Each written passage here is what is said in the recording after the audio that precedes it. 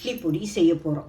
அதுக்கு தேவையான பொருட்கள் 150 கிராம் உளுத்தம்பருப்பு, 100 கிராம் கடலப்பருப்பு, எள்ளு ஒரு 25 கிராமு, காஷ்மீர் மிளகா ஒரு 5 எடுத்துருக்கேன், காஞ்ச மிளகா காரத்துக்கு ஏற்ப எடுத்துங்க. நீங்கள் ஒரு 15-20 மிளகாய்க்கு எடுத்து வச்சுக்கிறேன்.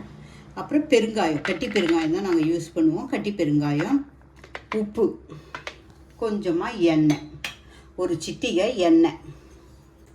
இப்போ எப்படி வறுக்கிறதுன்னு பார்க்கலாம்.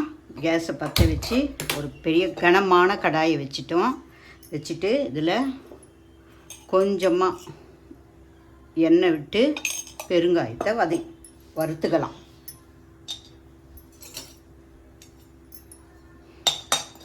பெருங்காயம் இது பொரிஞ்சிடுச்சு. இப்போது இதை தனியாக எடுத்து வச்சுக்கலாம். நம்ம தனியாக எடுத்து இதை வச்சுட்டு அதில் இப்போது காஞ்ச மிளகாவை போட்டுக்கலாம். கூடவே காஷ்மீர் மிளகா ஒரு 5 எடுத்து வச்சுருக்கோம், அதையும் போட்டுக்கலாம். அது கலருக்காக காஷ்மீர் மிளகா. இது காரத்துக்கு வேணுன்ற அளவு நீங்கள் போட்டுங்க காஞ்ச மிளகாவை.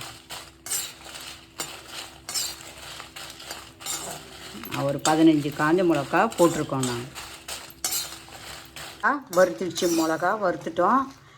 இதை எடுத்துக்கலாம். இப்போ எடுத்து இந்த பிளேட்டில் வச்சுட்டு அடுத்து என்ன வறுக்கிறோன்றதை காட்டும்.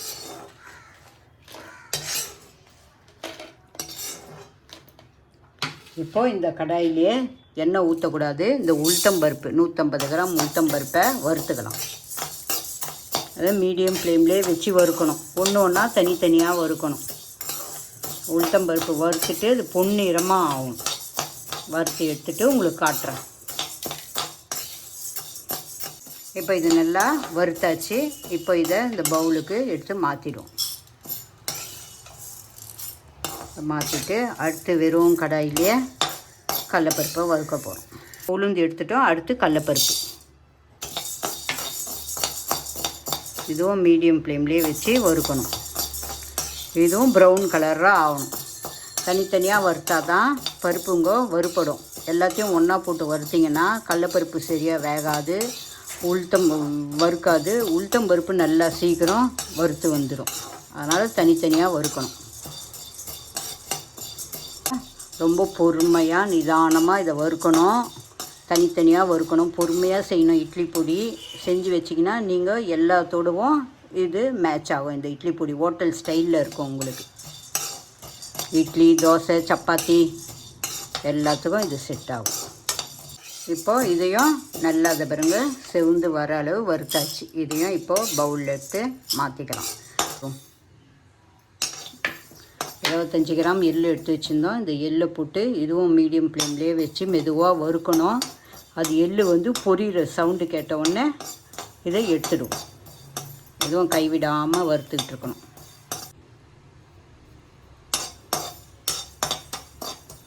இதுவும் பொரிஞ்சிடுச்சு. இப்போ இதையும் எடுத்து பவுலில் ட்ரான்ஸ்ஃபர் பண்ணிக்கும். உப்பை ஒரு வரை வறுத்துக்கணும். ஏன்னா உப்பில் நீர்த்தன்மை இருக்கும்.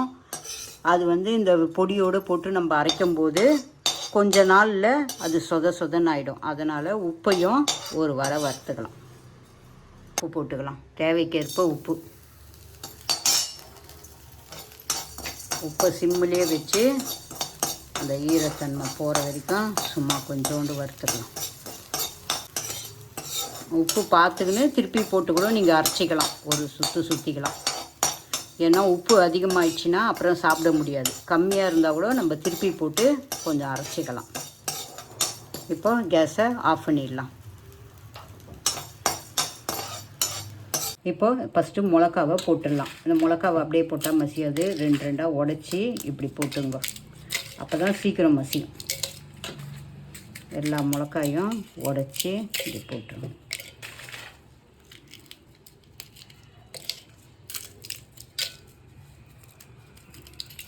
இதிலே பெருங்காயமும் போட்டுடலாம். இதிலே வறுத்து வச்ச உளுந்தும் போட்டுடலாம். உளுந்து, கடலப்பருப்பு, எள்ளு இப்போ போடக்கூடாது.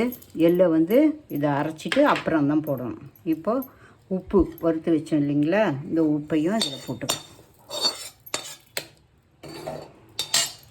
போட்டுட்டு இதை அரைச்சிட்டு வந்து உங்களாண்ட காட்டுறேன். இப்போ பருப்பு, மிளகா, பெருங்காயம் இதை அரைச்சிட்டோம். இப்போ இதில் எள்ளு போட போகிறோம். வறுத்து வச்ச எள்ளு போட்டுடலாம். எள்ளு போட்டுட்டு வறுத்து வச்ச எள்ளு போட்டோங்களா. இப்போது கொஞ்சமாக சர்க்கரை டேஸ்ட்டு கொடுக்கறதுக்காக இதில் கொஞ்சமாக சர்க்கரை போட்டு அரைக்க வச்சுட்டு காட்டேன். இப்போது எள்ளு போட்டு அரைச்சி வாசனையாக நல்லா இருக்குது. வாசனை இங்கே வரைக்கும் வடியுது. இந்த பாருங்கள், கொரன்னு தான், இப்படி தான் கொரன்னு அரைக்கணும். ரொம்ப மையவும் அரைச்சிடக்கூடாது, ரொம்ப கொரப்பாகவும் அரைக்கக்கூடாது. கண்ணாடி டப்பாவில் ஸ்டோர் பண்ணி நீங்கள் வெளியே வச்சுருந்தா கூட 1 மாதம் இல்லை 3 மாதம் வரைக்கும் கூட கெட்டு போகாமல் நல்லாயிருக்கும் உங்களுக்கு. இட்லி பொடி தயார்.